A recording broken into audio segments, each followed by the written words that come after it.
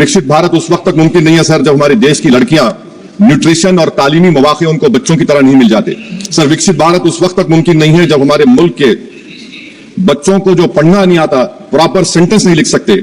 Sir विकसित भारत उस वक्त तक मुमकिन नहीं है जब इस देश की बहुत बड़ी आबादी गरीब है, एब्जेक्ट पॉवर्टी में है। देश के प्रधानमंत्री इनको एग्जाम वॉरियर बनाने का जो नारा लगाते हैं, वो नहीं चाहते कि नौजवान तालीम याफ्ता बने, बल्कि सिर्फ चाहते हैं कि गरीब और मायूस नौजवान उनकी जलसों जनसभाओं में यहाँ शिरकत करें, उनके लिए जिंदाबाद के नारे लगाएं और खुद की जिंदगी और मुस्तकबिल को मुर्दा कर दें। पॉलिसी हुकूमत किसके लिए बनाती है? गरीबों के लिए नहीं बनाती, हम जानते हैं।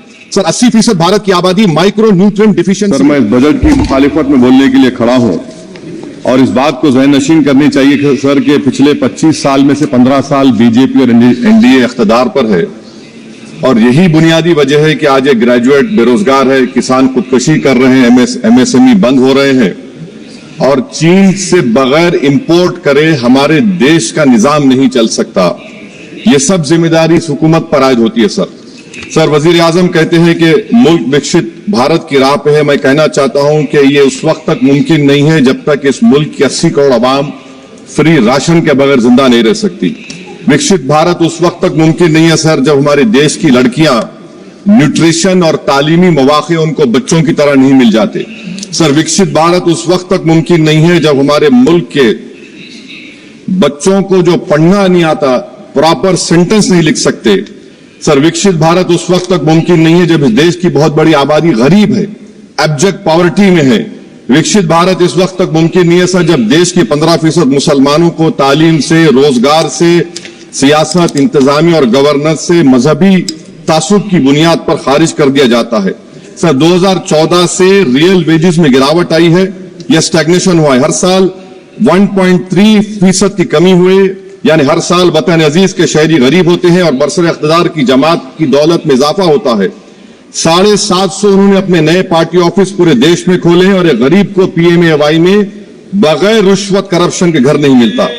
सर तनख्वाहों में कमी, गिरावट से सबसे ज्यादा नुकसान मुसलमान, दलित और आदिवासी को है क्योंकि इनमें सबसे ज्यादा गरीब हैं।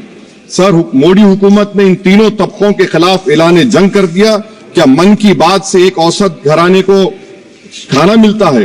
सर वजीर आजम ने हालिया आवाम को, जनता को मशवरा दिया कि खाने के तेल में कमी करने से जिस्म का वजन कम होता है। सर मगर इस हुकूमत के मोटापे का अंदाजा लगाइए कि 2014 और 22 से मोदी हुकूमत ने एडवर्टाइजमेंट के ऊपर 3,260 करोड़ रुपए खर्चा किए। तो मालूम हुआ कि देश के प्रधानमंत्री मोदी जी एक एग्जाम वॉरियर भी हैं और एक डाइट कोच भी हैं। सर खाने के तेल का होलसेल प्राइस इंडेक्स 2014 में 104 था, 2022 में 182 हुआ, 2024 में 145 होता है।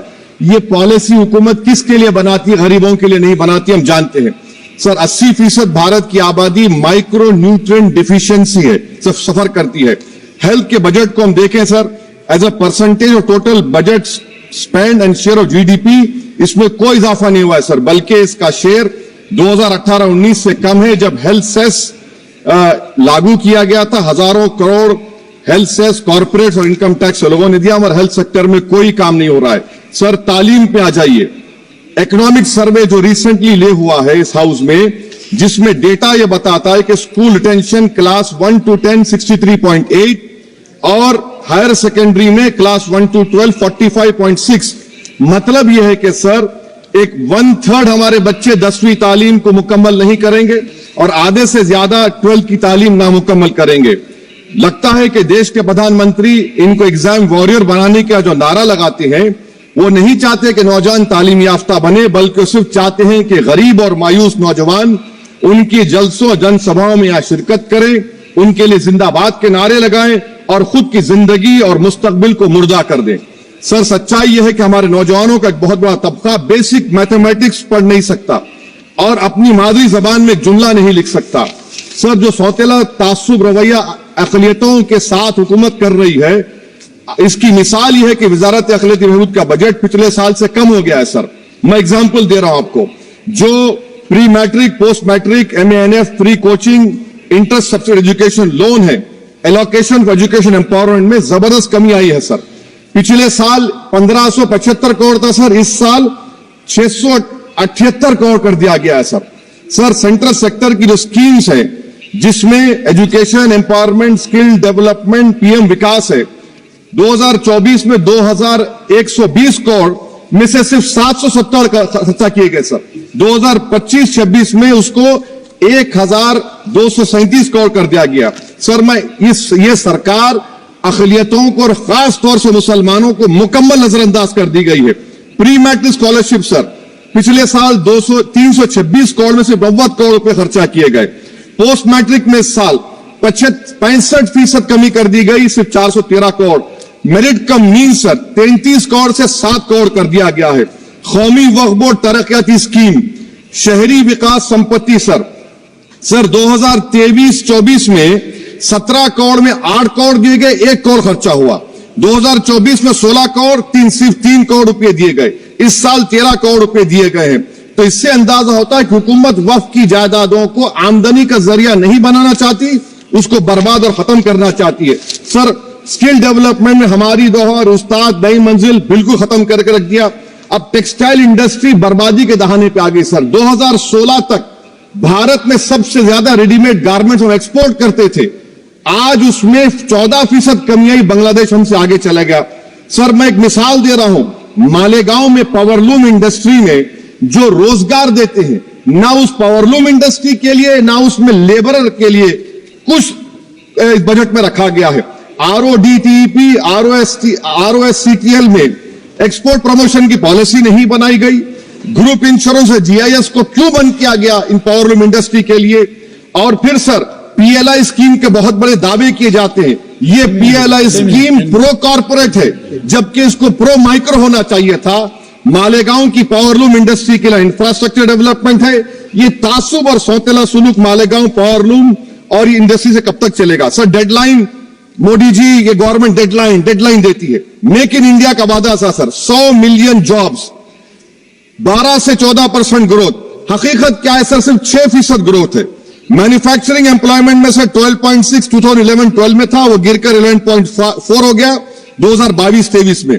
سر اکنامک یورپین یونین کی policy on carbon border adjustment mechanism EU deforestation regulation یہ کہتا ہے اس کے اوپر بھارت کا بہت برا اثر پڑنے والا ہے. اکنامک سروے یہ کہتا ہے کہ 9.5 بلین ایکسپورٹس میں کمی آئے گی. کیا پالیسی ہے سرکار کی؟ سر انکلیم ڈپازٹس دیکھیے سر 2023-24 میں LIC میں 3,70,000 میچورٹی کلیمز اور لائنگ انکلیم 880 کروڑ کے. EPFO 2023-24 میں 8,500 crore is lying unclaimed in 21 lakh inoperative accounts. Is this being done deliberately to shore up the government supply? Why is the middle class being made bali ka bakra, sir? In February 2023, sir, 35,000 crore is lying vacant or unclaimed in public sector banks. Why don't you use it? And sir, the travesty of justice is in PM Poshan, sir, a cook or helper gets only 1,000 rupees for 10 months. Why can't the government increase? Sir, agriculture department کا جو budget ہے 4,000 کروڑ کمی کر دی گئی. میں اعداد و شمار اور ایک اسٹڈی کی بنیاد پر کہہ رہا ہوں کہ کسانوں کی اگر آمدنی 100 روپے ہے تو یہ حکومت 12 روپے لیتی ہے. ظلم نہیں تو کیا ہے؟